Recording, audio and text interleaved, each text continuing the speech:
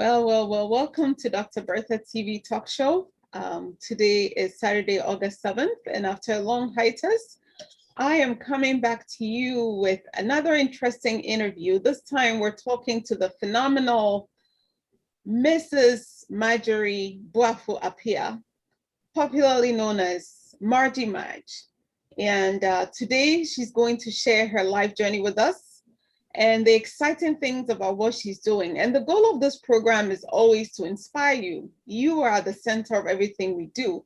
And I'm hoping that as we talk to her, you're going to learn some things that would make you feel like, you know what, let me dust off anything off my books and join and start up whatever programs you've been wanting to do that you've put on the back shelf, because I tell you, this woman is full of energy. And as I interview her, I'm hoping that she would pass that energy on to you and that your life will not be the same. And so with great pleasure, I want to welcome Mrs. Marjy to today's webinar on Dr. Bertha TV talk show.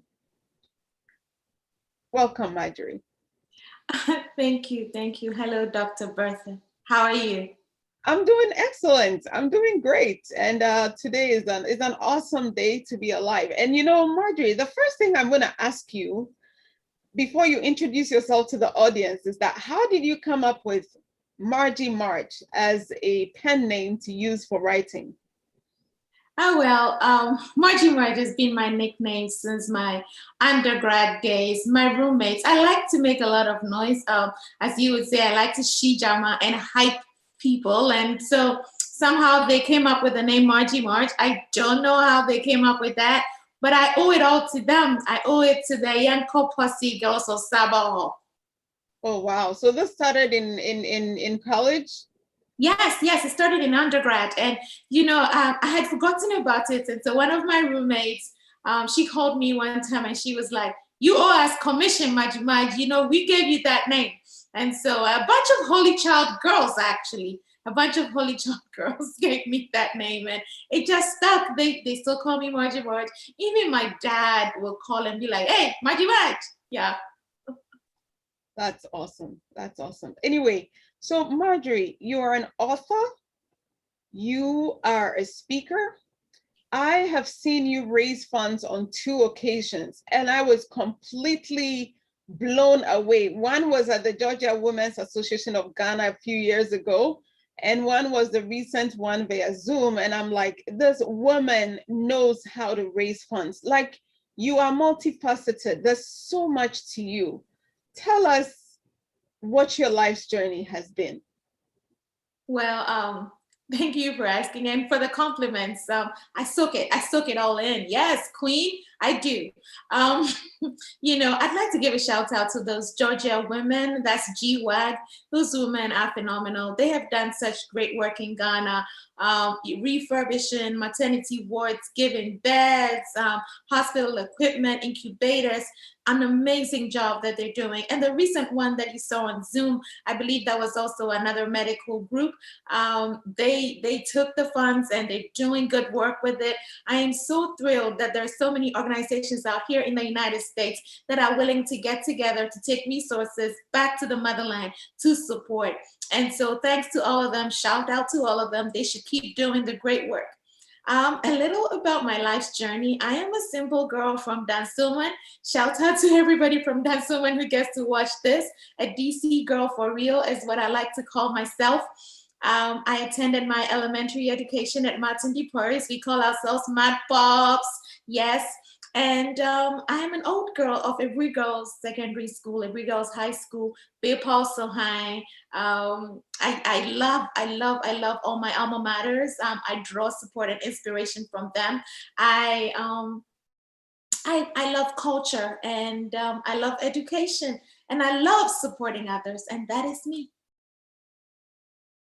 Wow. And so that's just a synopsis of your life, but we're going to go into some of the things you're doing lately. You've written books, you fundraise, you have a printing, you're the chair of a press, so you can help people publish their books. And you have a son who is doing phenomenal as well. But first, we're going to talk about your role as an MC. Tell me, when was the first time you acted as an MC and how the journey began? Oh, well, acting as an MC is from time immemorial. I was a girls prefect when I was in elementary school, so I like to get up on the stage and talk a lot. So I talked during morning assembly. And then I went to secondary school and I used to MC. I love entertainment. I was really hurt when I wasn't chosen to be entertainment prefect, but I loved entertainment. I was in Edinburgh House and we loved everything cultural. So I would always represent my house, be the one singing Chinye Nyine Dio Aye and all those songs, the dirges. And so I like to talk, I guess. And coming to America, it was just a smooth transition. It just came naturally to me. When I was younger, I looked up to people like Oprah Winfrey, and I could see myself as, being a talk show host or hyping people, and that's why I like to MC events. Awesome, awesome. And now you are chair of a press, and I want you to tell somebody out there who is trying to print a book, the services that you offer, how can they find you, and how you can get them to publish. Well, I need to set things straight. Being a chair of the press is a different entity. And that press operates on its own. If you want to submit a manual and you live in the southeastern portion of the United States, you go to HCWP, which is the Hub City Writing Press, and they are going to write us press, and they will look at that manuscript, and if it falls within the categories that they're trying to publish, you're going to hear from them.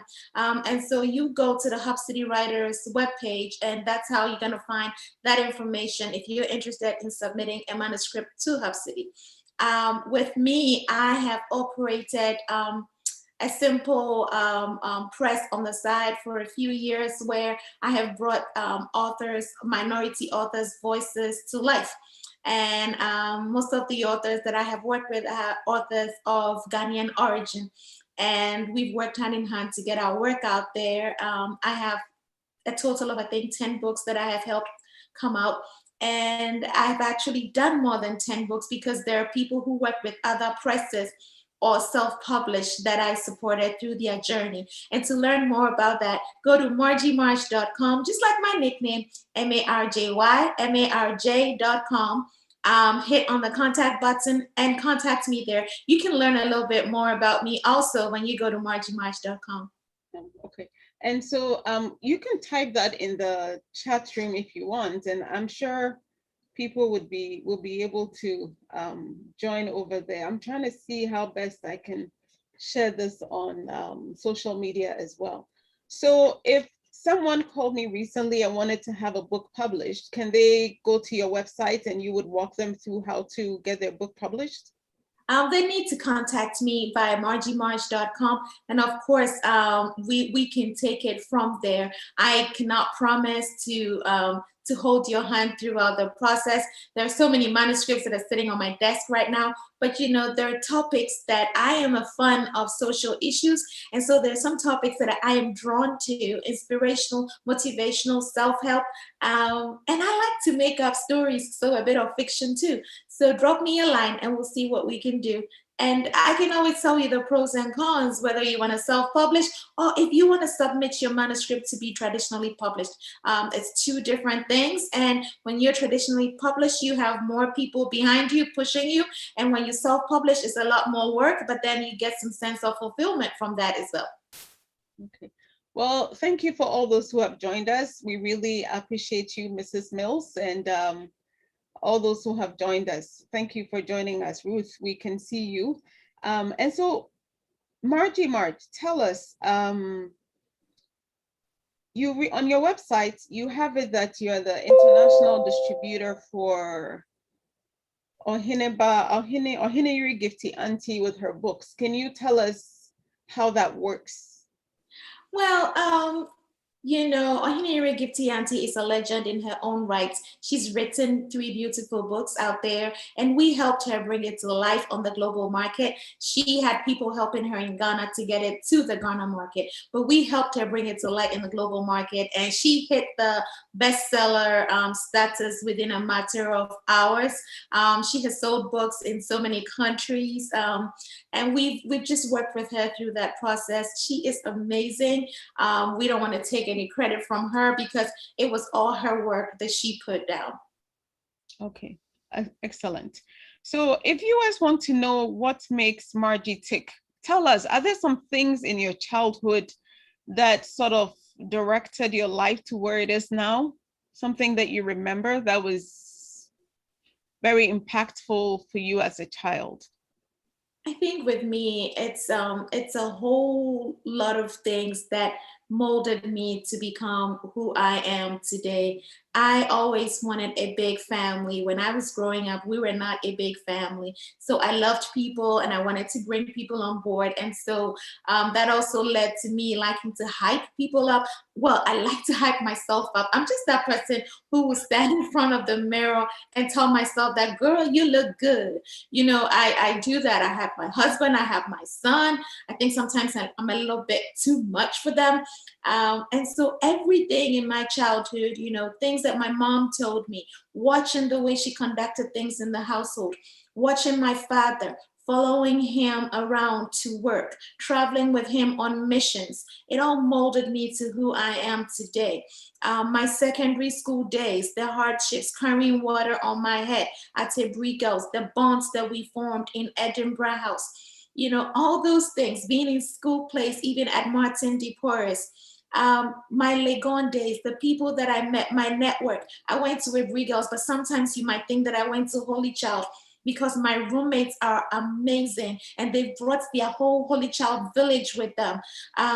Yeah, so many things, life journey, every single thing that happens in your life matters because it becomes a part of you. That's right. That's right. And so in 2020, you were given the award of the South Carolina Businesswoman of the Year. That is a big deal. What are the things that went into it, and what kind of doors did that open for you? Well, thank you for asking, Dr. B. It was such an honor to be nominated and to be chosen. First, I was chosen for my region, which was Spartanburg, and then I was chosen for South Carolina. Amazing, amazing, amazing opportunities. That those doors that have opened for me. I count myself with the CEO of United Way got that award this year. And so it's such an honor. I'm humbled that they saw my work and thought that I was deserving to be the Woman of Accomplishment for 2020 for the Business and Professional Women of South Carolina. That's awesome. That's awesome. And so for those of you who just joined us, I'm interviewing Mrs. Marjy Apia. She's an author. She's a speaker. She likes to hype people and just cheer people on. And she has a philosophy that in this world, you will succeed if you work as a community and you all support each other. And so she's written 3 books.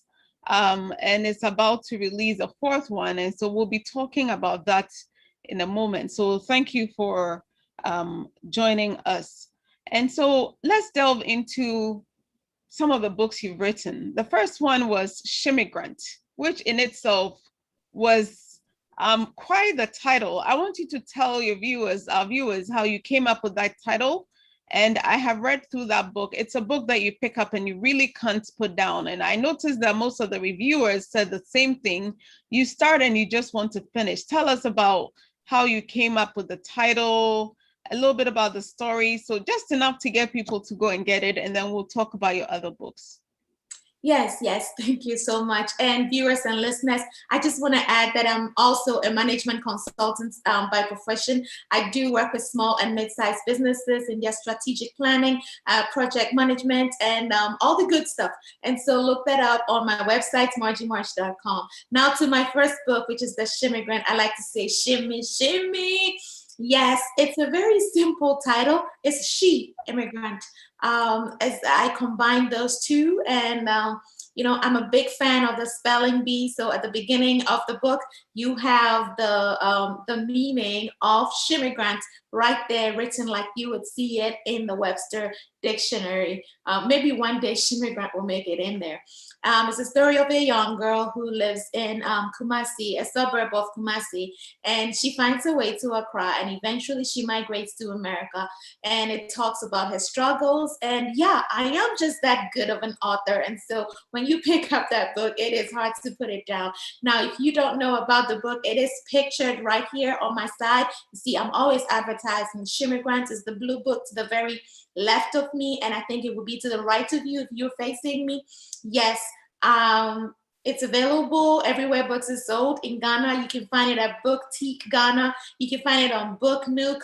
Hey, it's on Amazon, Barnes& Noble, Walmart, Target, your independent bookstore. So find it, read it, and you know what? Shoot me a review. Go on Goodreads and put a great review there, or give me one on Amazon, because reviews really keep authors going. That's what other people are going to look at and decide, hey, I want to read that book. All right, very good. And we're still going to stay on the books, but I want you to delve a little bit into the innovation group, the type of business services that you offer, how if somebody has a nonprofit or any business at all, you are able to offer some services. Just tell us about what you do for businesses, because I think there's somebody out there who might benefit from knowing what you do. In a nutshell, we nurture your creative juices, whether you're a nonprofit or your small business, whether you're a doctor's office or you're just starting up your mom and pop shop.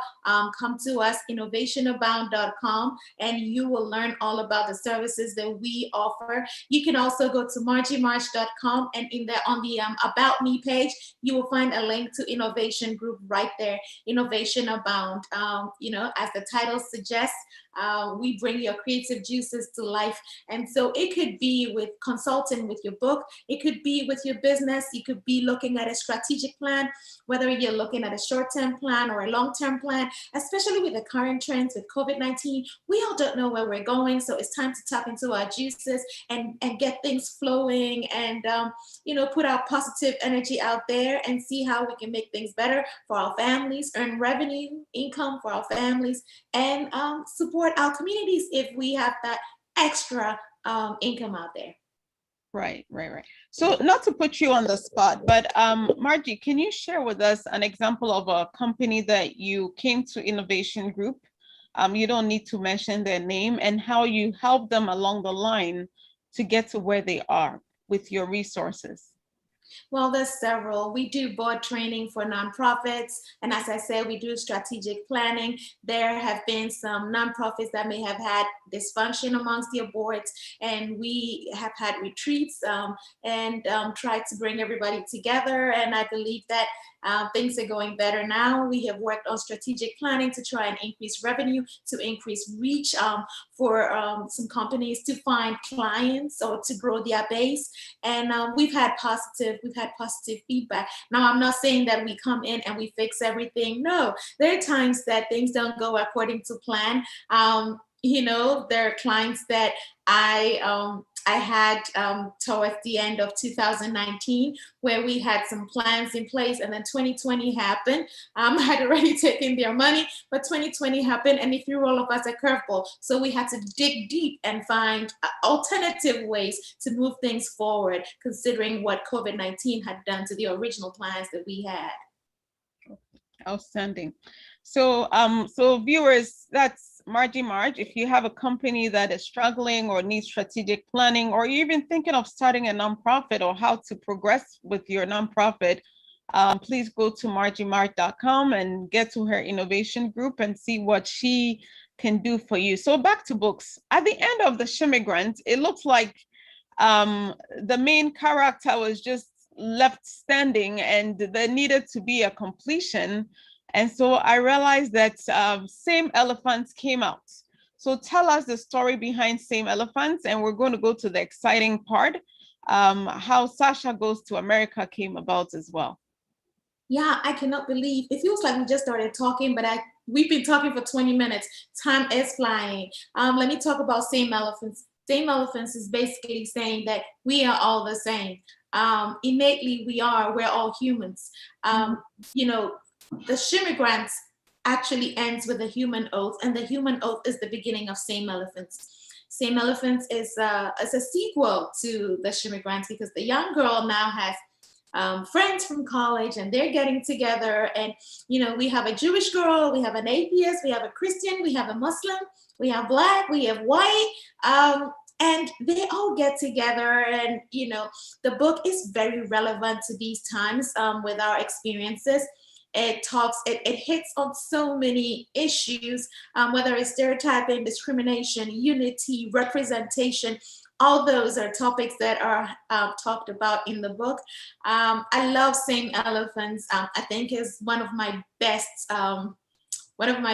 best creations out there, because I cannot believe that the book came out in March of 2020, and look at what happened last year.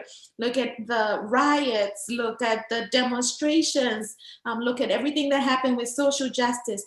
We have all that in Same Elephants, and it's a way that you read the book, and although it's fiction, it teaches us that together we're stronger. It doesn't matter our race, our religion, we can work together. Okay, that's great.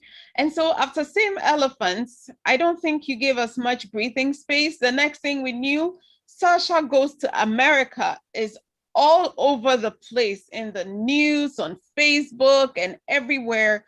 And I believe you've had an outstanding response to Sasha Goes to America. In fact, today we were going to sport yellow and blue to support Sasha Goes to America, but on August 17th, exactly 10 days from today, Sasha Perseveres in America is coming out. And so we decided we're going to wear pink to support that, right? And so you're going to tell us a little bit about Sasha Goes to America, how outstanding it's been, why people should buy it for their children, and then we will talk about Sasha Perseveres in America. And I'm going to share my screen, and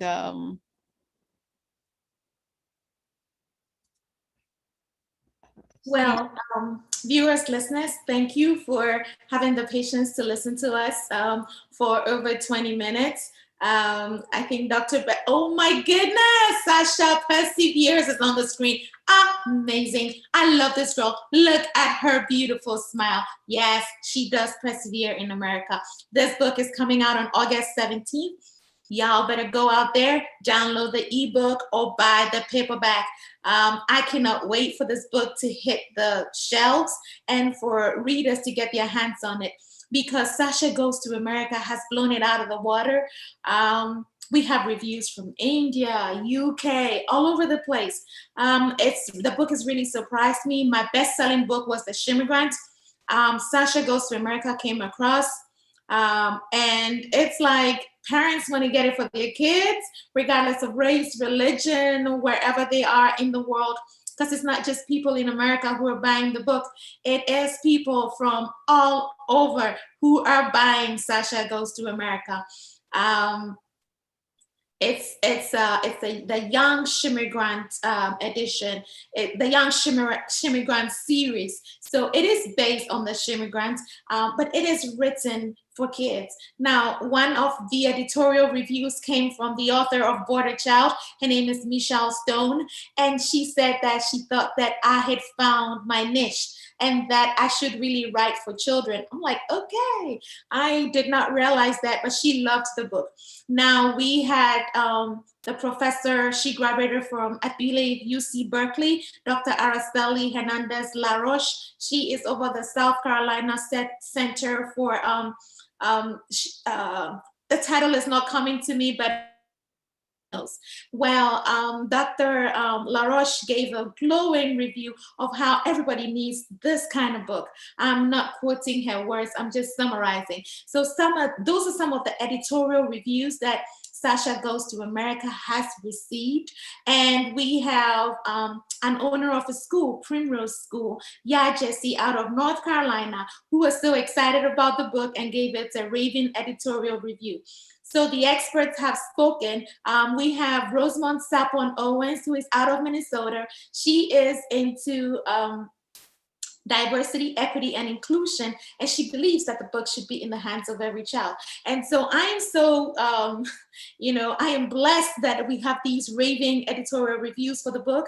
And then when you go to the reviews on Goodreads, Amazon, there are amazing strangers, people that I don't know. And, there was this woman, A. Dawson, who said she bought 5 copies and put copies around her community because of the impact of the book. There are people who are, all sorts of reviews out there, and it really does warm my heart and makes me a little bit nervous about Sasha Perseveres in America, because I'm hoping that our readers love Sasha as she is persevering in America as much as they love her coming to America. All right, very good.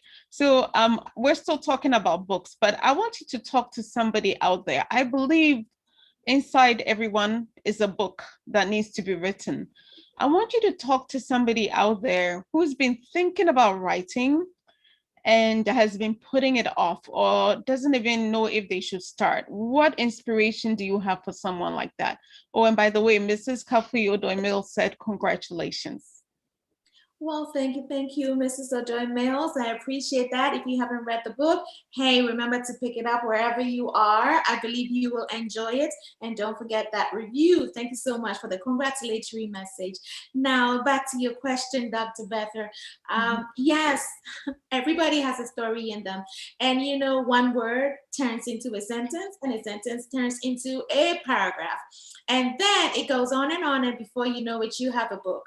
My baby boy wrote a book when he was he 12 or 13? I'm trying to remember. I think he was 13 when he wrote his first book. And the book was titled Kids Can Change the World. He never set out to write a book. He was writing his thoughts because he got hurt and couldn't play sports. And he didn't have much to do. So he decided to type. He had started doing speaking engagements because he had started a nonprofit. And he had gone to the National Spelling Bee. So he was just typing his thoughts away since people were asking him to share. And before he knew it, I know it's a little bitty book, but still, it was a book that a young boy wrote because he was putting his thoughts down. So everybody has a story in them. Don't be afraid to put it down. Don't be afraid to share.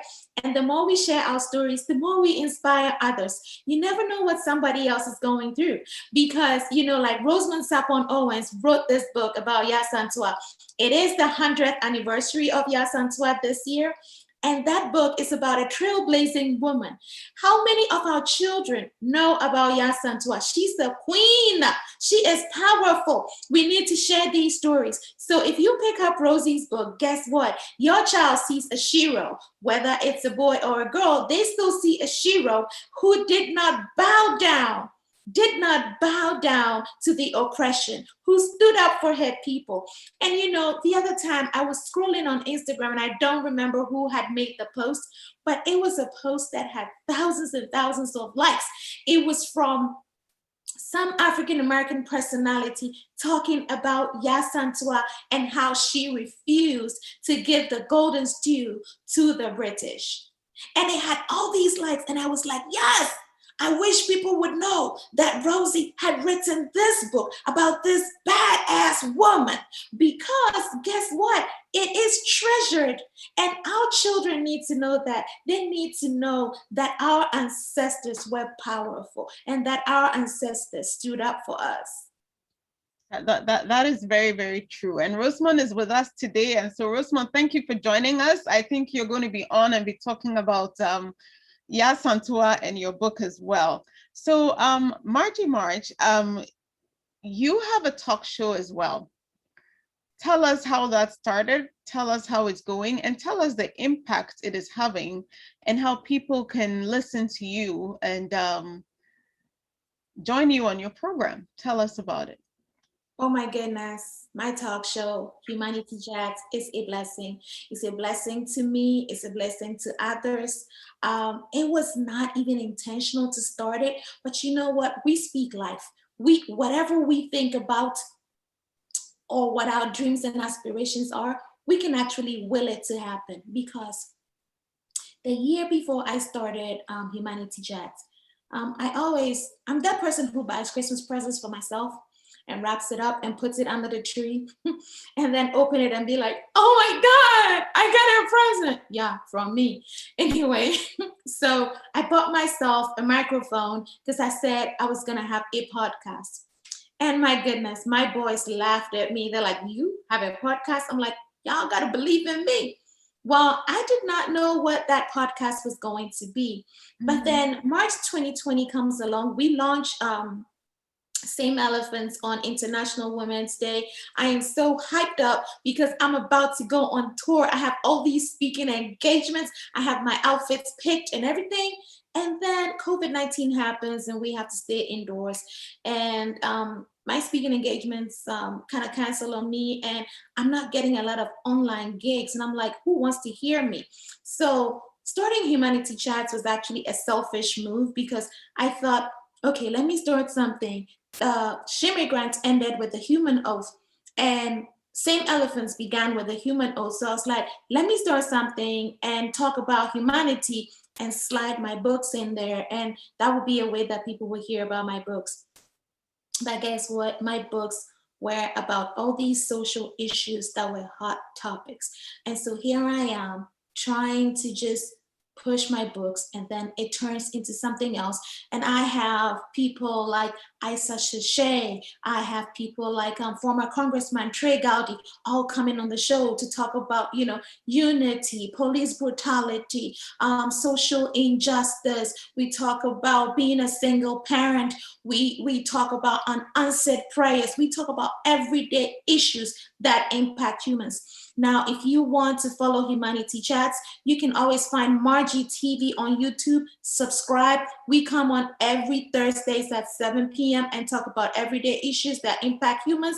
The topic may not be relevant to you this week, but the following week it may apply, because it's not every week that you will identify with what we may be talking about.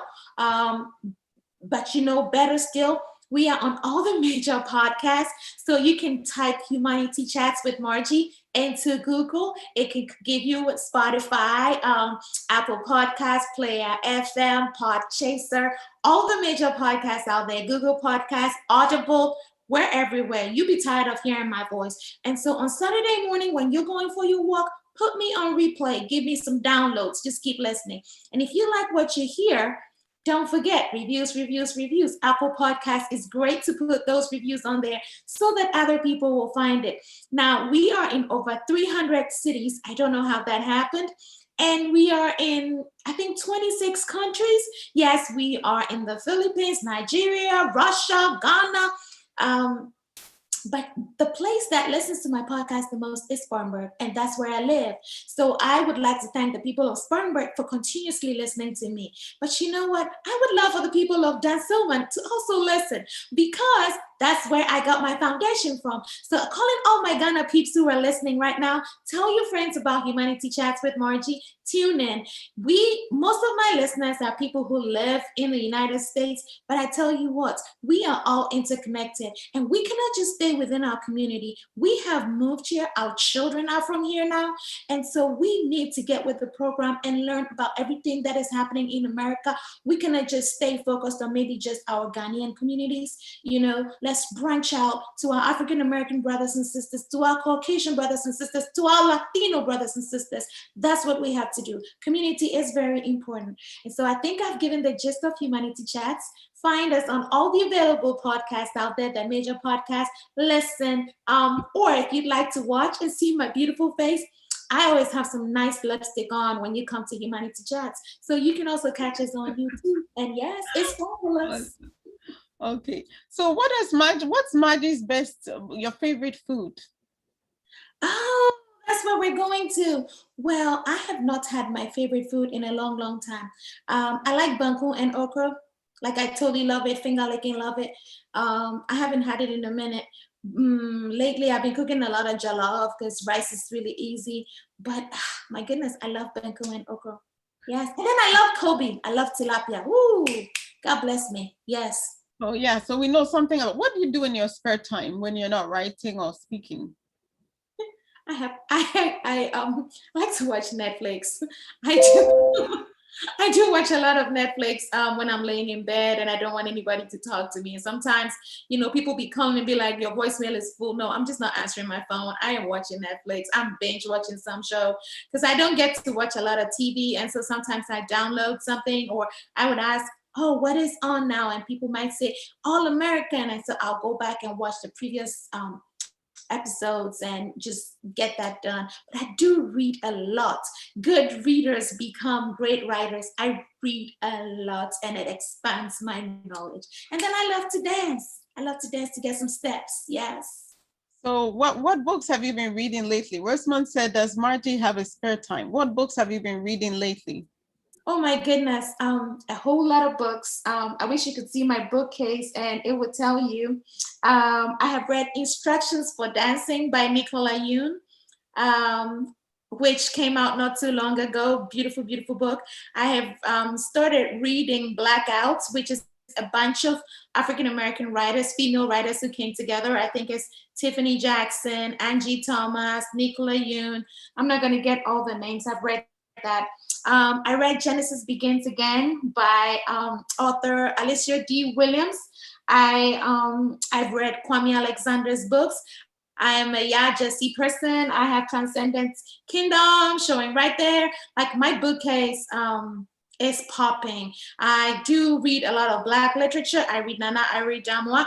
Oh, I have read Abba Keto Andes Reflections of a Hopemonger. I've read that book maybe 3 times. And then I bought copies and I put it in my trunk.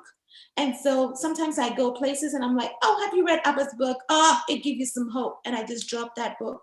And another book that I really, really enjoyed because it inspires others based on other people's lives is Apples in a Seed. Apples in a Seed, that book is popping because it has all these heroes and heroines in there that may have started life without knowing that they were going to become the impact makers that they later became. And so when you read that book, it inspires and motivates you like, yeah, I'm going to do something with my life. So I cannot tell you a favorite book. Because I read, man. I read books across all genres, authors from all demographics. Yes, I do. Awesome, awesome. So for those of you who have joined us, this is Mrs. Marjy, also known as Marj, and she has a book coming out on August 17th in exactly 10 days. We want you to go to Amazon. It's available for pre-order. If you put in Marj, it will pop up. Just like Rosamond Owen's book, also known as Yasantua, The Fearless Queen, is also out. Please go out there and support all these amazing, amazing authors. And so we're going to ask if somebody has questions for Marjy, things that you've always wanted to know about her that you haven't asked, please type it in either the Q&A section or the chat room, and I think she'll be happy to answer them for you. While we're doing that, I'm going to ask her about her journey in Ibri Girls and how her alma mater has supported her in her work and how we all need to lift each other up.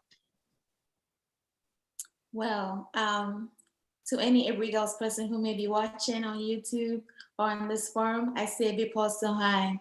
And to anybody who was in Edinburgh House, I would say Edinburgh soldiers, we shall never disobey. Yes, that's my alma mater. I do love Ibri Girls. The people of Ibri Girls have been amazing. Not only has my year group been amazing, but then the younger ones, the older ones. I've had people on the North America Ibri Girls platform who have bought several copies of my books just to distribute to other people. There are people who graduated in 1976 who have supported me. They have not met me before, but they've done this. And I think that is what people should be doing for each other, especially within our networks. I have been so blessed. The class of 1992, an amazing, amazing class. They went to the bookstore and bought all my books in Ghana. And used the books to have a fundraiser. Ghana ran out of the Shimmer Grant because of the class of 1992, and we had to find a replacement for it. I think they bought it at Boutique, and so we had to find replacements books for a Boutique. People that were not even in my class, like years ahead of me, they would go, they buy the book, like shimmy, shimmy, take a picture. I'll be there, Jipa Shaba will send me a picture, Angie baby. These people are not even my mates. And then my mates too are going out there and buying the whole stock to have fundraisers.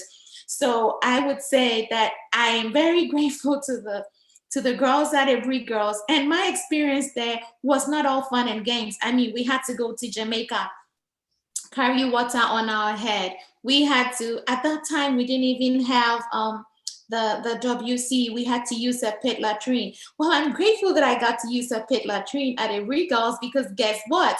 When I was writing about a pit latrine in the Shimmer Grant, I had the real life experience of what the flies can do, or, going to the downs. We used to call it downs. And so I got that experience and I put it in my book. So I am grateful for the people of Every Girls. I've gone back to give back to the school, gave them copies of the Shimmer Grant, took pictures with the girls. The headmistress, Miss Eddie Dacon, was very welcoming. The library, we have copies in the library teachers. It's just amazing. And with what Every Girls has done, I just really, truly believe that other schools, other sister schools, brother schools in Ghana can support their own just like that. Another school that I'd like to give a shout out to is Holy Child. I did not go to Holy Child. My roommates did. They're the ones that gave me the Marj nickname. Somehow, my network has all these Holy Child people. I have my girls, Lillian Lam, Tamor, Newman. They all went to Holy Child. So these girls, they go out, they buy my books, they gift it to people. And, Alvira, Fidelis, Elizabeth, Bigely, these girls are just really supporting my work. And they went to Holy Child, one of them, and lately I've been hearing that my stuff is on the Wesley Girls platform. Why is my stuff on Wesley Girls platform when I did not go to Wesley Girls? It's because of you, Dr. Bertha and Rosemond. You guys are putting my stuff on Wesley Girls platform. I get messages from Ghana. It's like, hey, Marj, you didn't tell me you came out with a new book. I saw it on the Wesley Girls platform. Uh-oh, I'm sorry. These Wesley Girls people are supporting me too. And then I go to Motown. There's Mamiya Norman. Here she is, telling everybody, go look up Marjy. I'm like, Mamiya, aren't you going to support yourself? You have your own book out there. She's like, Marjy, I believe in your book. That is what we need. That is how we have to support and lift each other up. I mean, the school boundaries are really just artificial. They were just created based on which school we went to. At the end of the day, we're all humans. And if you read the book, How to Get to the Top, it says the best way to get to the top is to help someone else. And so we're all really going to support each other and support you. And there are two questions from the audience. Kweku Mafo says, as a child, what did you want to do when you grew up? Did you ever plan to be an author, or did you have other dreams? Kweku, I always wanted to write. I didn't know how I was going to do it, but I did have other dreams as well. I liked seeing opera, and I wanted to be on a talk show because I like to talk, and I could envision myself doing that. You know how kids want to be a ninja, police. There were so many things that I wanted to do.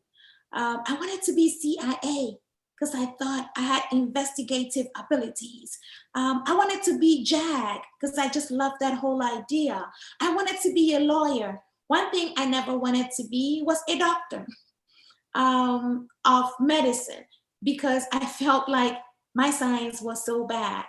But I had all these aspirations, and I am thankful to God for how far He has brought me, because He has brought me closer and closer to my dream day by day.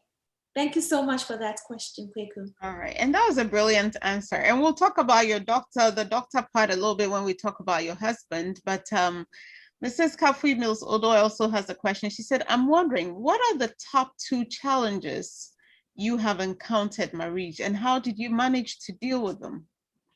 And Well, just be very brutally honest so that, people can learn.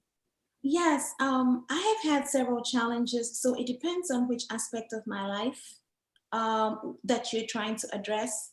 But since we've been talking about my books, let me focus on the challenges that have come with my writing and my career. Because if we're going to talk about personal challenges, God, I got a ton.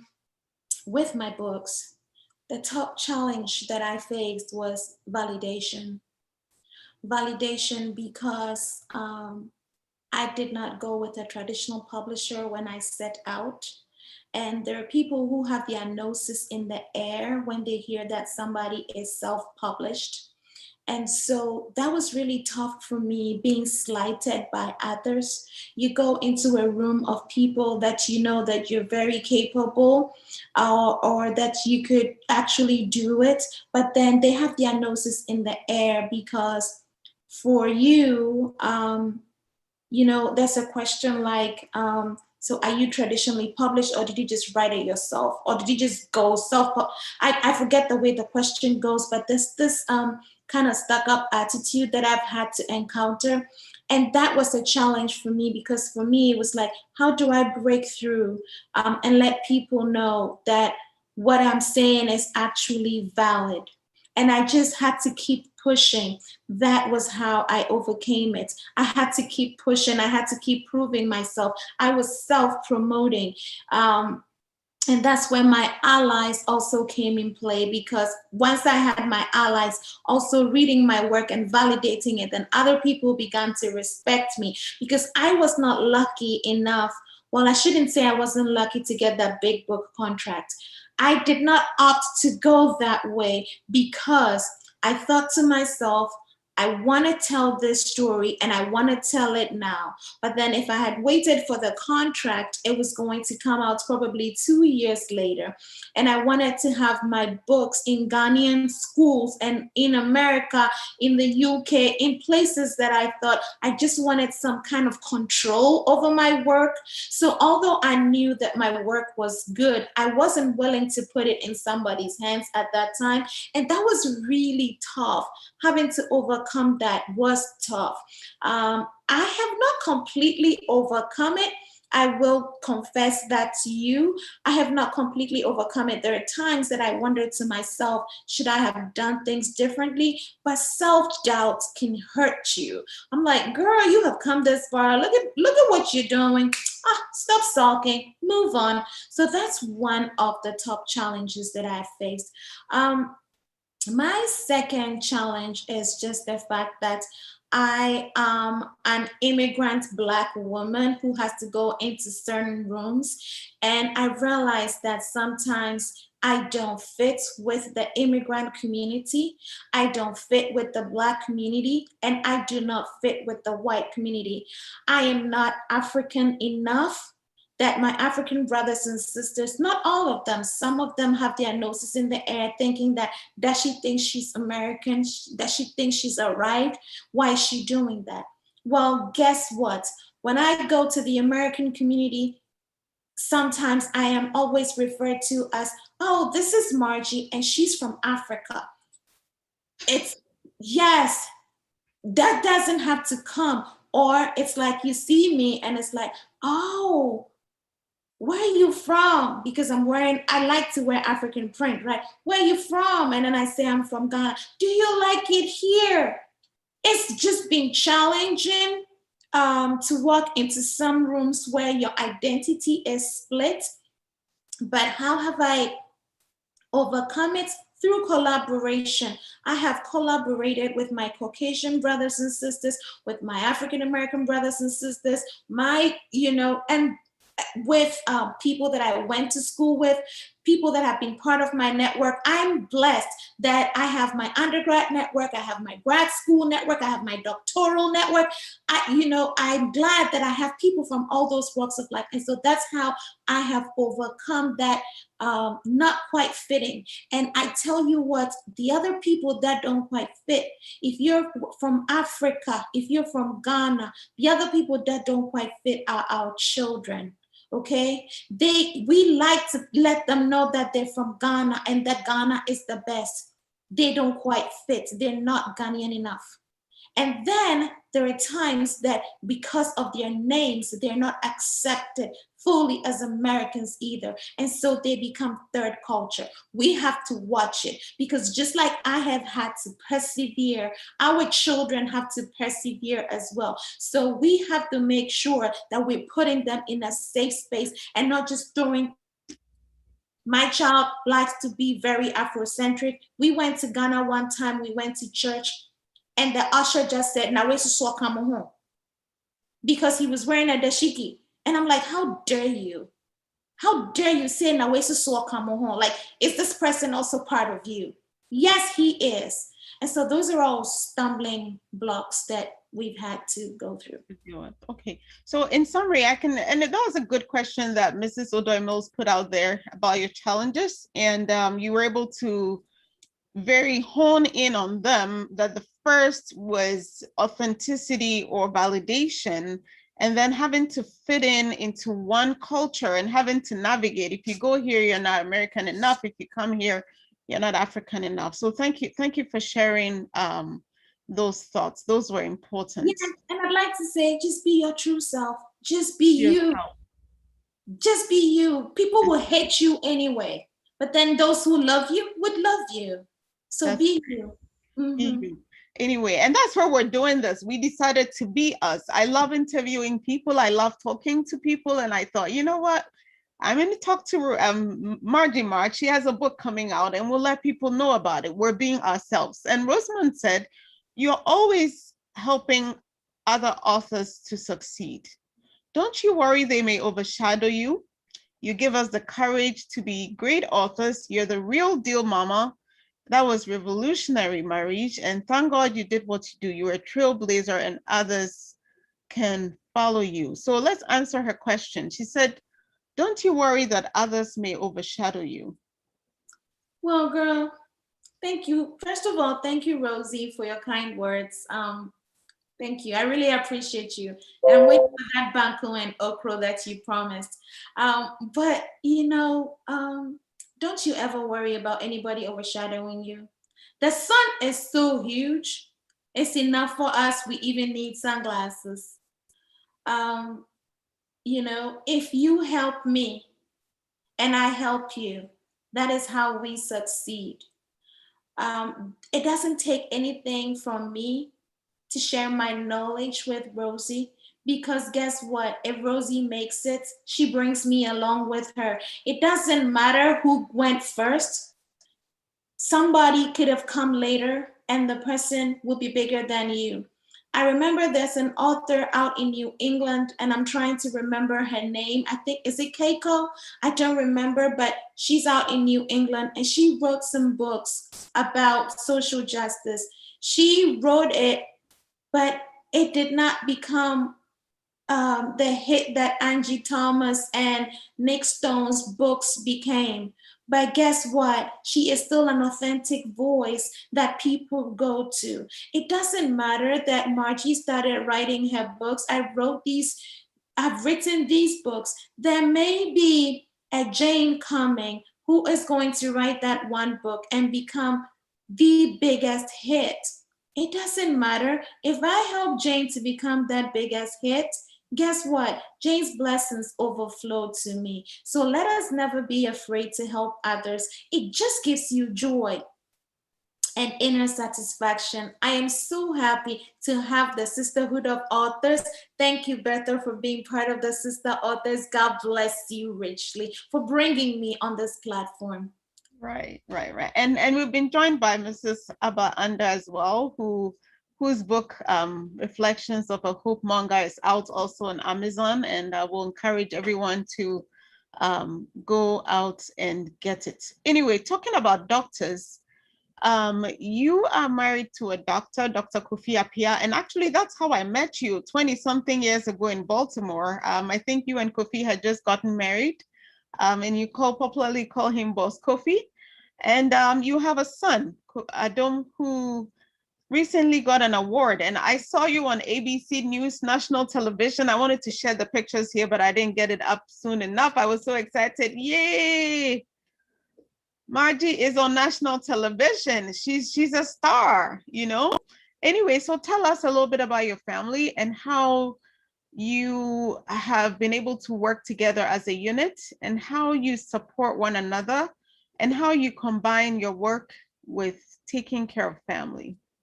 And Abba has a question for you, which we will ask when you're done. Okay. Well, you know what? My family, God bless them. My son is a rock star and my husband is just freaking amazing. Of course, they're not perfect. We have our fights. We have our arguments. We all have different personalities. I talk too much, and sometimes they cannot stand me. I'm very proud of my husband, who is like this silent trooper who urges everybody on. We have this group chats that we call the Mighty Appiahs, and he is always sending motivational messages. The other time, I actually took a screenshot. Last week, I was featured on some blog. And so I sent it to them and I was like, hey, blog feature. And then he goes, yes, Marjy, the one and only. You know, like he really pumps me up and he's so proud of me.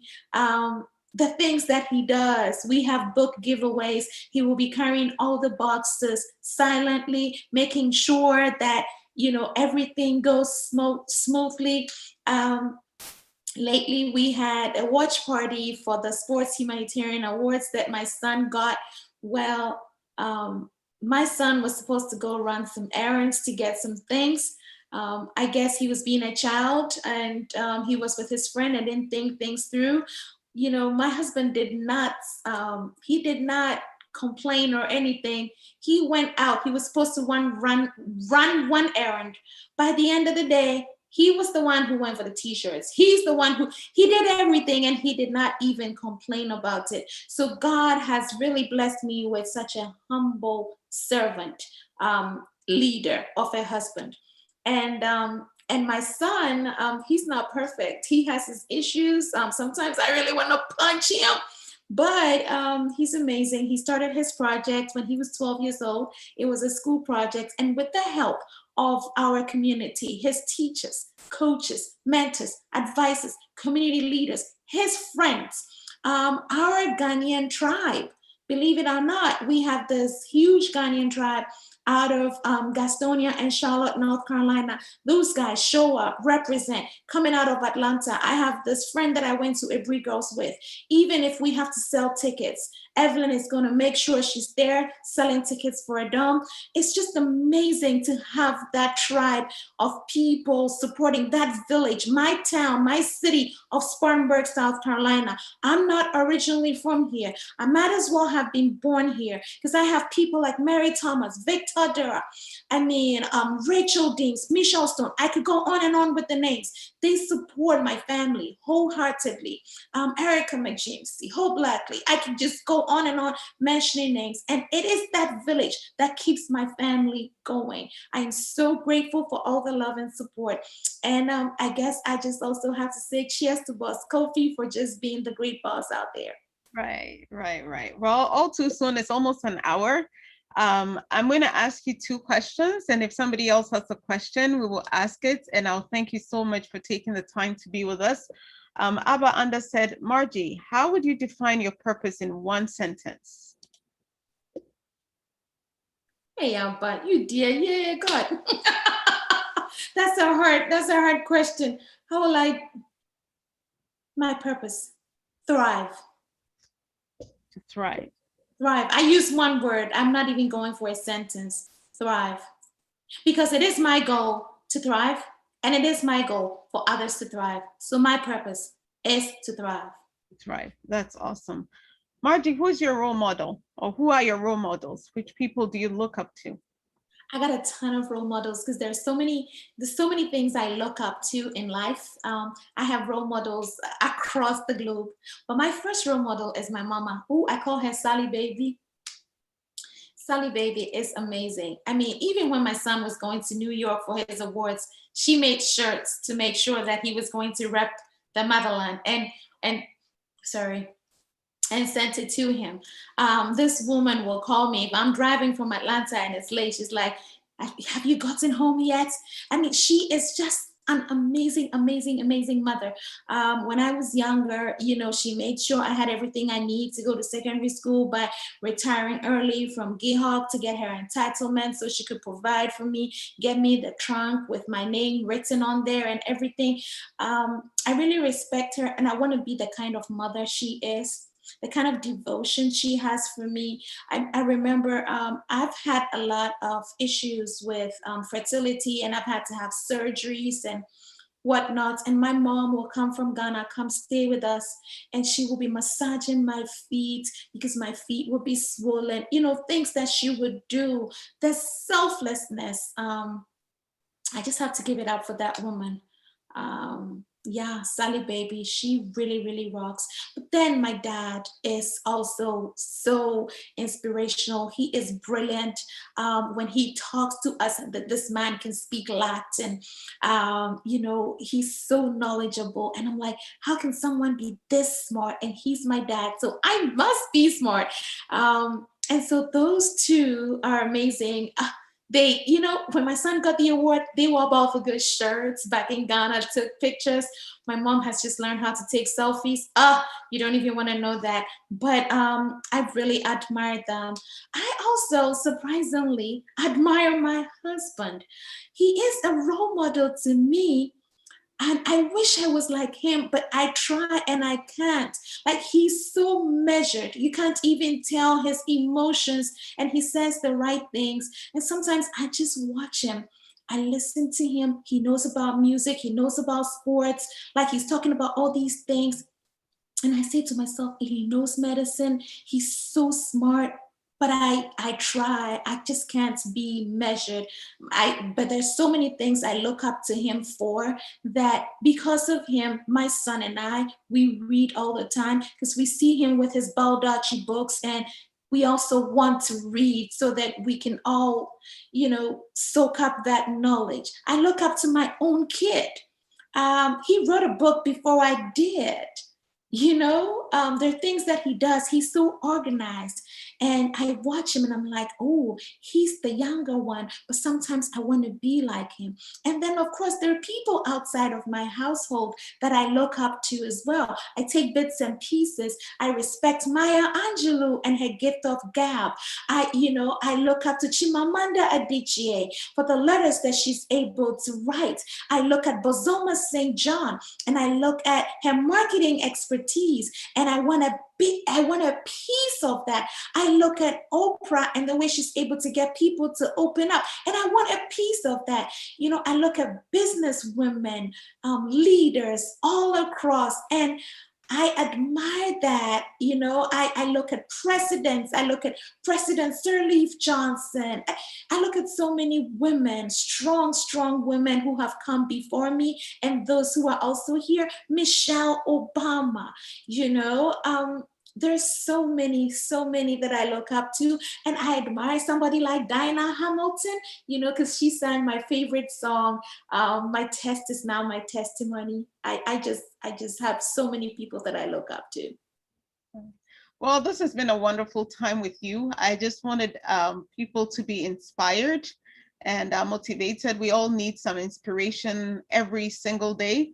And my hope was that people will hear your story and be inspired to be able to do more, and be inspired to jumpstart a project which they started and haven't finished.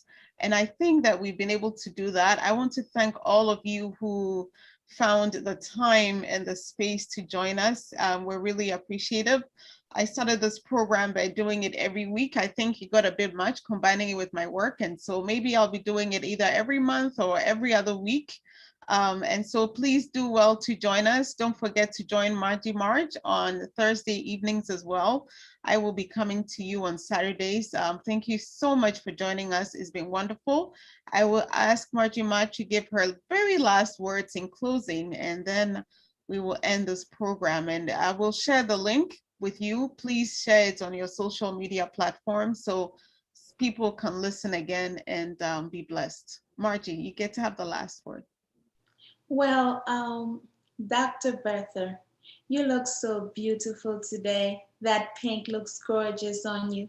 I love your earrings. I love your beautiful smile and your presence.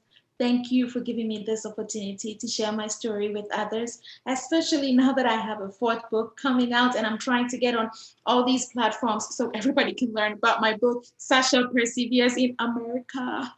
Well, to the viewers, listeners, thank you so much for taking time out of your busy Saturday to watch us and listen to us. For those who will be catching the replay, we appreciate you. Share this with your friends, share it with your network.